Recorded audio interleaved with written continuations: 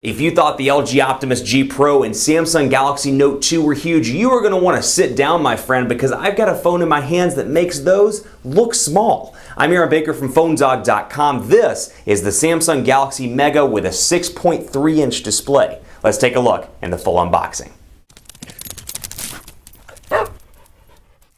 If you love those big phones, Samsung is pushing the boundaries yet again with the Samsung Galaxy Mega. Now, this thing's not available in the United States just yet, but this one's a Latin America version, but you can pick it up through online specialty retailers, and they'll either give you some sort of UK version or EU version or LAT version, which is what this is. Speaking of, want to thank Negri Electronics for giving us this device or hooking us up with a review unit. Negri Electronics are great to work with. I'm so appreciative of our partnership, and they have the Galaxy Megas in stock. So if you want to get one, go to negrielectronics.com. But this is the Samsung Galaxy Mega taking the Note 2 and making it look like a tiny little smartphone, because this has a 6.3-inch display. Now, my Spanish is a little bit rough, but Samsung Galaxy Mega, si inteligente vive o la grande. I believe roughly translated that means I don't always like big phones.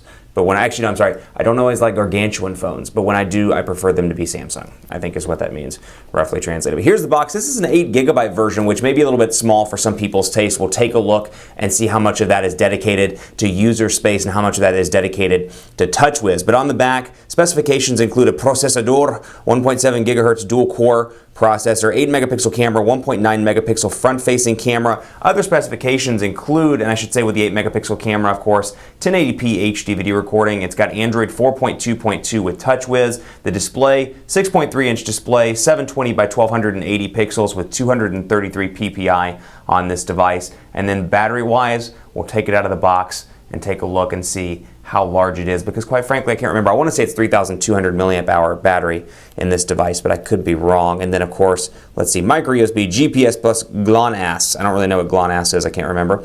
Edge, GPRS, and then over here, tenga espacio suficiente para todo lo que necesite, which roughly translated means I like big phones and I cannot lie. You other brothers can't deny. And when the Samsung Galaxy Mega walks in with an itty bitty waist and round curves in your face, you get very excited, is what that means, roughly translated. See, my Spanish isn't as bad as I thought it was. Samsung Galaxy Mega on the side. Let's open the sucker up. I have my handy dandy unboxing knife, and let's get to the meat of it and see, boom, what comes in the box. While I'm unboxing this, special thanks to our partners at Best Buy Mobile as well, because they don't give us unlocked devices, but they give us carrier devices for use in our One Paul Bandit giveaway game at instantwin.phonedog.com. When you go into Best Buy Mobile, you'll walk out working. They'll help you get up your email, your web, your browser set up, your camera settings all good to go. So when you walk out the door, you don't have to waste your time doing that stuff. You can just get into the meat of the phone and play with it, because that's what you want to do, right? I thought so. Holy crap, this is a huge phone. Here's the Samsung Galaxy Mega. This is a tablet. Good Lord. And then you got this over here, dual-core 1.7 gigahertz processor, all the specs in the front, Galaxy Mega. Very rarely am I actually shocked, but this thing is huge in the hand. And all the YouTubers go, hee hee, huge in the hand, huge in the hand. And then over here, got Guia del Inicio Rapido, quick start guide. And then you've got a 4GB SanDisk micro SD card. You've got the adapter as well, provided by Samsung. Headset, which actually, let's see if this is the nicer headset. No, this looks to be the lower cost version of the headset. Galaxy S4 came with a pretty nice pair of earbuds, and I've been using those to work out with, which I've been pretty impressed with. It does have the higher capacity USB cable, and or I should say AC adapter module, and then of course a white USB cable down in the box as well, and some tips so you can customize those earbuds and make them fit your ears. Whether you got tiny ears or big ears, you can get that all set up where it'll fit your needs. And I cannot get the battery out of this box. This might go down in history as my favorite unboxing ever. Let's see what we can do here.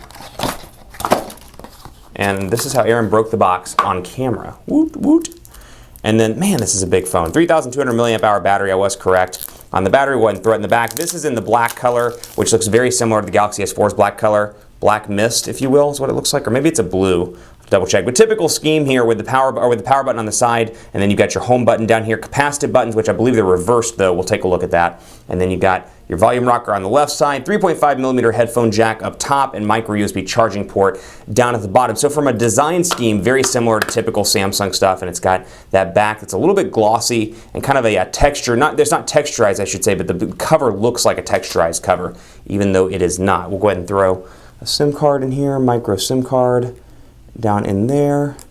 And let's see, it looks like it goes in that way. Bam, there we go. Throw the battery in.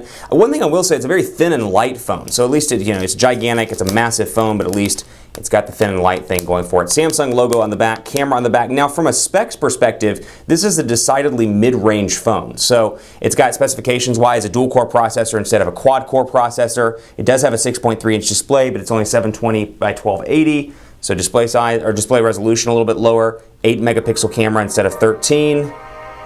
And let's go ahead and let this thing power up so you can take a look at it from startup onwards. You got your notification light up there at the top, front-facing camera, Samsung powering up. This is a huge phone. Compare this to the Galaxy S4, which I actually just happen to have one laying on my desk. And it's a big phone by any stretch of the imagination with a 5-inch display. So take a look at the size difference between it and the Galaxy Mega right there. And then take a look, for example, between the Optimus G Pro and the Galaxy Mega, just taking pictures here, taking comparisons with the devices that I actually have on my desk. So you can see the Optimus G Pro in comparison.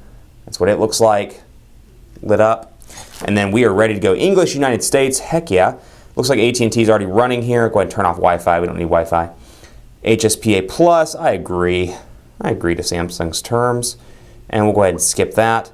And you can see over here, I guess the buttons that we see in press images are a little bit wrong because you've got your menu button down here, you've got your back button. They're in the typical configuration. I originally thought that the back button was on this side of the menu button. I thought they pulled an LG and flipped them around, but they did not. I'm going to do all this stuff later because I want to get into the meat of the phone and show you how this massive phone performs. This keyboard is huge. Take a look at this. Let's see if we can get into landscape mode. There you go.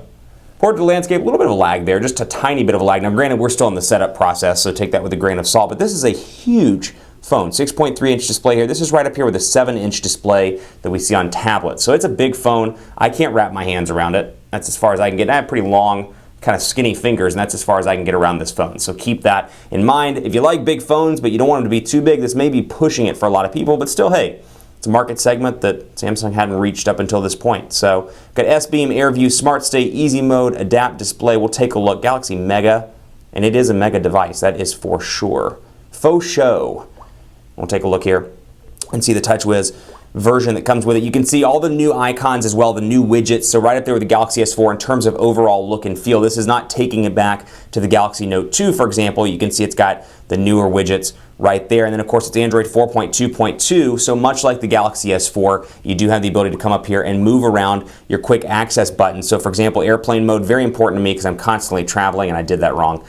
Go into edit mode and move airplane mode up here to the left of Wi-Fi because it's more important. And now it is right up there at the very front. You got your display settings as well here. So again, very similar to the Galaxy S4, just a far larger AT&T network ID down there in the bottom in the notification area. And then in messaging, looks like a similar setup here. Let's take a look at some of the customizations.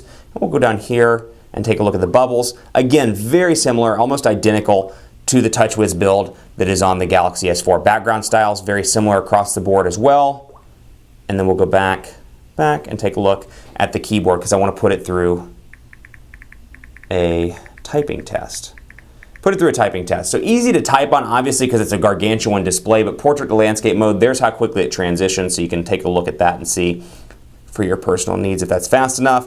And then you got the Samsung keyboard we're running here. We'll take a look at the settings, go into input methods, and I want to take a look and see if it has the ability predictive text. Go ahead and enable that. And then I'm going to do auto replacement. So on the international versions, it does have auto replacement in most of the keyboards. So for predictive text, my issue that I struggle with predictive text is now I can say, hey, and for example, let's say I say HET, it'll autocorrect to her, but as you can see, oftentimes, if you're a fast typer, it doesn't keep up. I've seen this with the international Galaxy S4 as well. It does not keep up with the overall typing. Overall though, apps, widgets, very similar to what we've seen on previous devices. Let's load up a quick web browser sample, phonedog.com. And there's phonedog.com all loaded up with HSPA Plus connectivity that at least fluctuates between HSPA and HSPA Plus on AT&T. I did not have to do any APN changes or anything, at least on the Latin America version. It came out of the box just like this. Last but not least, let's see how much space is available. Now there's a 4GB micro SD card that comes out of the box, but I want to see just right out of the box on the internal storage what we've got available here. Total space, 4.78 gigabytes. So out of the 8 gigabytes, about half of that is available for your pictures, your applications, and more, though you do have that micro SD card slot. Keep it locked on PhoneDog.com for continuing coverage of the Samsung Galaxy Mega. I'm on Twitter at PhoneDog_Aaron, and I would love to hear any questions, comments, thoughts you have about this device, any comparisons you would like to see right there. Twitter, Facebook, Facebook.com/HiAaronBaker, Google+, G+.to/PhoneDog. Hit me up at any of those social networking mediums, and I would love to opportunity respond to you. Thanks for watching. Keep it locked on the site for continuing coverage of Samsung's huge smartphone, the Galaxy Mega. I'll see you next time.